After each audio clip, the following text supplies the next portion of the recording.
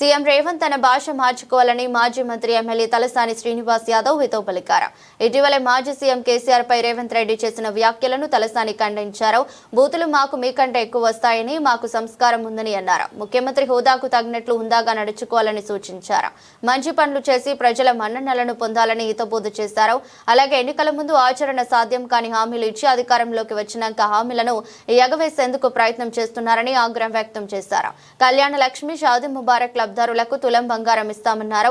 2 ఏళ్ల నుండి ఒకరికైనా ఇచ్చారని ప్రశ్నించారు. జీహెచ్ఎంసీలో డివిజన్ల ఏర్పాటు అంతా గందరగోళంగా ఉందని, రాజకీయ పార్టీలు, ప్రజాప్రతినిధులు ప్రజల అభిప్రాయాలను ప్రభుత్వం పట్టించుకోవడం లేదని తలసాని శ్రీనివాస్ యాదవ్ ఆరోపించారు.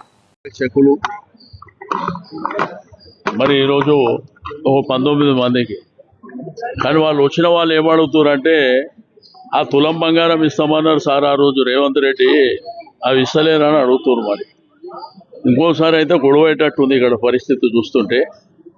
రెండోది ఏంటంటే 2000 పెన్షన్ 4000 ఇస్తామన్నాడు, అది కూడా ఇవ్వలేదు. మరి 2 ఏళ్ళు అయిపోయింది, ఇంకెప్పుడు ఇస్తారు? ఇందిరమ్మ ఇల్లు అన్నారు, ఆ ఇల్లు కూడా ఇవ్వలేదు అని మరి వాళ్ళ అడుగుతారు కదా. 2500 ఇస్తామని చెప్పి అవి కూడా ఇస్తలేరు అనేటువంటిది. బట్ నేనేమంటా అంటే రాజకీయాల్లో ప్రజాస్వామ్యం లోపల ఏ పార్టీ అయినా కానీ మనం మాట చెప్పేటప్పుడు జాగ్రత్తగా చెప్తే మంచిగా ఉంటుంది. ఎందుకంటే ప్రజల ఎక్స్పెక్టేషన్స్ ఉంటాయి. అరే నిజమేమో, ఇవి జరుగుతాయేమో అనే ఉద్దేశంతో ఓటేపించుకో. ఇప్పుడు ఆ తర్వాత చూస్తే ఒక్క హామీ కూడా అమలు చేసే పరిస్థితి లేదు. కానీ గలీజ్ మాటలు మాత్రం అందరికీ నేర్పిస్తున్నాడు ముఖ్యమంత్రి గారు. అంటే ఎవరికైతే ఇప్పుడు చదువుకున్న జనరేషన్ కానీ గతంలో ఉన్నటువంటి జనరేషన్ కానీ బూతు మాటలు ఎట్లా మాట్లాడాలో చాలా స్పష్టంగా నేర్పిస్తుండు అందరికీ. మాట్లాడితే తొండలు వదులుతాము, అది వదులుతాం, ఇది వదులుతామని. ఇంత మా పోలీసు వాళ్ళు ఏమో ఎవరైనా మనోళ్ళు మామూలు వ్యక్తులు ఇటువంటి మాటలు మాట్లాడితే తీసుకుపోయి లోపటేస్తారు. మరి ఏకంగా ముఖ్యమంత్రి గారే మరి ఆ బూతు మాటలు మాట్లాడుతారు.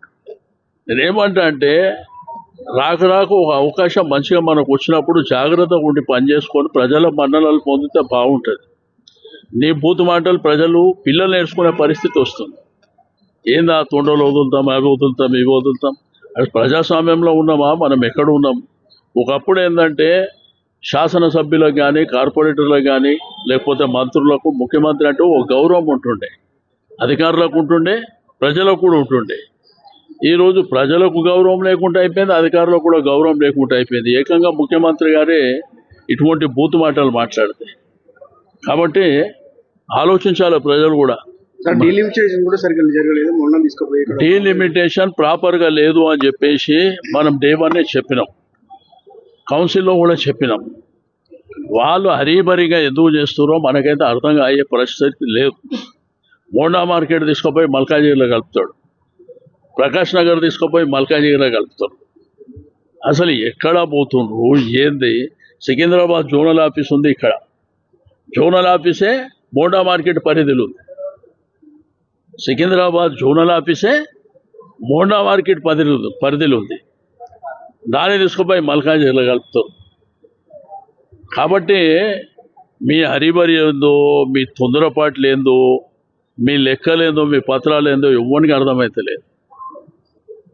ఎట్లా అయిపోయిందంటే ఇక మా రాజ్యం ఉన్నది మా ఇష్టం ఉన్నట్టు చేసుకుంటామని.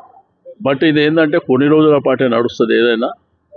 బట్ మళ్ళీ సందర్భం వచ్చిందనుకో ఇదే ప్రజలు బండకేసి కొడతారు, అది గుర్తుంచుకోవాలి. ఇప్పుడు ఆ ఎంఆర్ఓ గారిని అడగండి, వాళ్ళు ఏం అడుగుతారు అడగండి. సార్ ఖాళీ మీరు చెక్ ఒకటి ఇచ్చిపోతారు, మరి తులం బంగారం ఏదని అడుగుతారు. మేము చెప్పింది కాదు అది. ఆ 2000 పెన్షన్ 4000 ఇస్తామన్నారు, వికలాంగులు లేదు 3000 6000 ఇస్తామన్నారు. ఒక ఆమె భర్త చనిపోయి 8 సంవత్సరాలు అవుతుందంట, కొత్త పెన్షన్ ఎప్పుడు వస్తుందంట. రెండవది కొంతమంది ఇల్లు లేవంటారు. మరి ఇందిరమ్మ ఇల్లు కడతా అయ్యా ఆకాశానికి కట్టిర్రు అన్ని నిచ్చెనలు, అధికారంలో ఎక్కిర్రు, అందలం ఎక్కిర్రు, ఈరోజు ఎంజాయ్ చేస్తారు.